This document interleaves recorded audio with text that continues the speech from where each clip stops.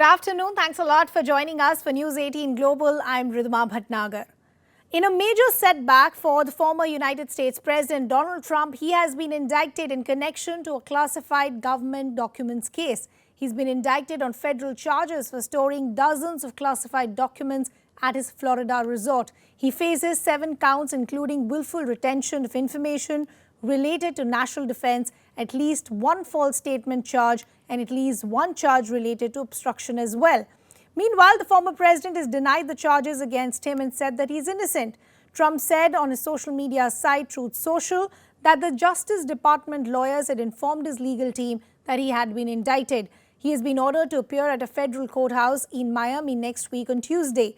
It's also important to note that this is now the 2nd time in recent months that he's been criminally charged or indicted. The federal charges represent the biggest legal jeopardy so far for Team Trump, coming less than 3 months after he was charged in New York with 34 felony counts of falsifying business records. So what really are these charges? Let's break down some of those details for you. Donald Trump, as we're understanding, faces several charges, and these charges include willful retention of national defense information. Here we are understanding the maximum penalty is 10 years. Then there is conspiracy to obstruct justice. The case here and the maximum penalty is 20 years. Then we are understanding the charges of withholding a document or record, and the maximum penalty here once again is 20 years. Let's move on. Corruptly concealing a document or record. Here once again the maximum penalty is 20 years. Concealing a document in a federal investigation, maximum penalty once again 20 years. A scheme to conceal, a maximum penalty 5 years. False statements and representations, maximum penalty 5 years. Now we're leading in the polls again by a lot, against Biden and against the Republicans by a lot. But we're leading against Biden by a lot, a tremendous amount. And we went up to a level that they figure the way they're going to stop us is by using what's called warfare. And that's what it is. This is warfare for the law. And we can't let it happen. We can't let it happen. Our country is going to hell. And they come after Donald Trump, weaponizing the Justice Department, weaponizing the FBI. We can't let this continue to go on because it's ripping our country to shreds. We have such big problems, and this shouldn't be one of them. It's a hoax. The whole thing is a hoax. Now they're doing it again. It's just a continuation, 7 years, even after I'm out. But it's called election interference. They're trying to destroy a reputation so they can win an election. That's just as bad as doing any of the other things that have been done over the last number of years, and especially during the 2020 election. So I just want to tell you, I'm an innocent man. I did nothing wrong. And we will fight this out just like we've been fighting for 7 years. It would be wonderful if we could devote our full time to making America great again. And that's exactly what we did. But now, again, our country is in decline. We're a failing nation. And this is what they do. I'm an innocent man. We will prove that again. 7 years of proving it. And here we go again. Very unfair. But that's the way it is. I'm innocent, and we will prove that very, very soundly and hopefully very quickly. Thank you very much. Former U.S. President Donald Trump has been named a target of an investigation into his handling of classified materials, and his lawyers were notified by federal prosecutors on Monday, a person familiar with the matter told Reuters. The notification does not necessarily mean Trump will be charged. People are alerted so that they have a chance to present their own evidence before a grand jury. The news of the notification surfaced 2 days after Trump's legal team met with Justice Department officials to discuss the case. The lawyers could not be reached for comment, and the Trump campaign did not respond to a request to comment. Last August, around 13,000 documents were seized from Trump's Mar-a-Lago estate in Florida. 100 of them were marked as classified, even though one of his lawyers previously claimed that all classified materials had been returned. Trump, the frontrunner in the race for the 2024 Republican presidential nomination, faces growing legal woes. He's being investigated for allegedly trying to overturn his election loss to Democrat Joe Biden in 2020. He was also recently fined for sexually abusing former Elle magazine columnist E. Jean Carroll and defaming her by calling her a liar.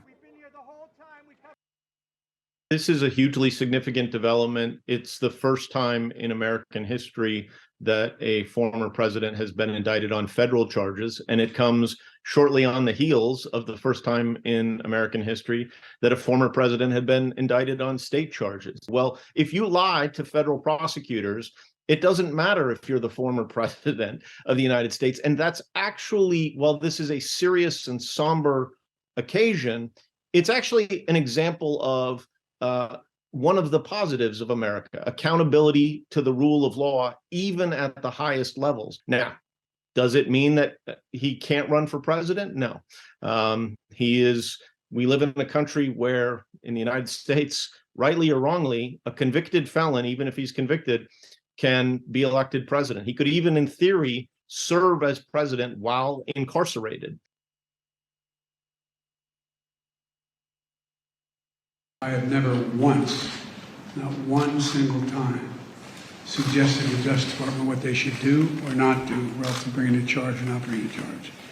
I'm honest.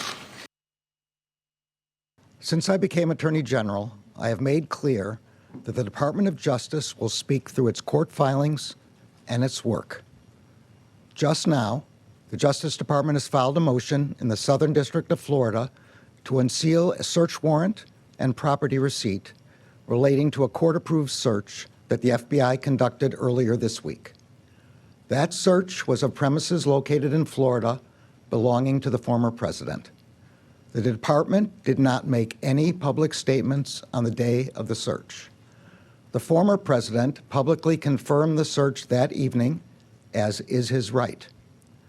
Copies of both the warrant and the FBI property receipt were provided on the day of the search to the former president's counsel, who was on site during the search.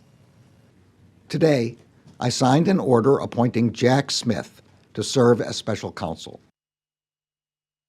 I want to address the appalling announcement today by the egregiously corrupt Biden administration and their weaponized Department of Justice. Would you like me to talk about that? Larry, would you like me to talk about that? This horrendous abuse of power is the latest in a long series of witch hunts. We started a long time ago. I thought the investigation with the document hoax was dying or dead or over, and the investigation into January 6th, in my very peaceful and patriotic speech, remember? Peaceful and patriotically, was dead, especially after the record-setting 40-point loss of Liz Cheney in the great state of Wyoming. I thought it was dead. I thought that put the final nail in the coffin, only to find out that the corrupt and highly political Justice Department just appointed a super radical left special counsel, better referred to as a special prosecutor, to start the process all over again. We thought it was just about dead. Also now bring in our colleague Sanjay Suri, who in fact is now standing by. So Sanjay, this is the second such indictment that we're seeing for the former US president. First, help us understand how many counts has been indicted on and what are those counts? Well, those are the counts that you have spelled out: concealment of evidence and obstruction of justice. A number of very serious charges, possibly because the charges have not been formally framed yet. And these are charges that each carry a very heavy sentence. But you know, there is an allegation or a defense, if you like, offered by a lot of Republicans that, well, President Biden was also caught concealing documents. He was caught with hidden classified documents at his home. So what's the difference? And this is therefore a witch hunt, as that's a phrase that Trump is rather fond of. We have to see a very, very dramatic difference here. In the case of Biden, it is his own team that discovered that there were some documents in his possession, in his office, that were marked classified, and they were voluntarily handed over, and the authorities were called in, and they were invited to search the rest, and also at his home. And this unearthed about 12 documents. With Trump, it was not anything that he had which he volunteered to share. This was the loss of these, the absence of these was discovered. He was asked to surrender them. He refused to. Yeah. And we are talking about 13,000 documents. And some of these relate to the military and nuclear capabilities of other nations. Very serious matters. He refused to hand them over, and that is what led to this this chain of events that is now leading to the indictment that is due in court in Miami on Tuesday. Sanjay, I want to understand, what can we expect from Tuesday? Is there a possibility that he will be arrested?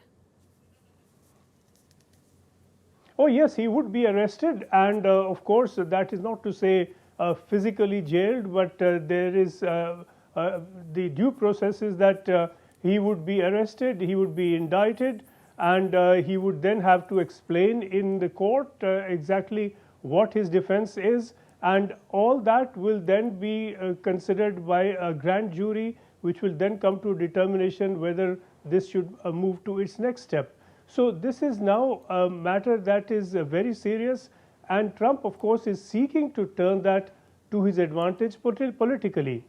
And it is not impossible that he will do so without a degree of success. There are a number of people who back Trump and his kind of politics, even though DeSantis has become a rival to that kind of appeal.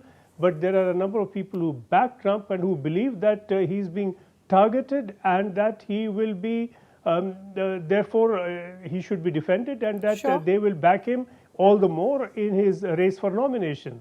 So this is turning out to be a legally and politically troubled matter.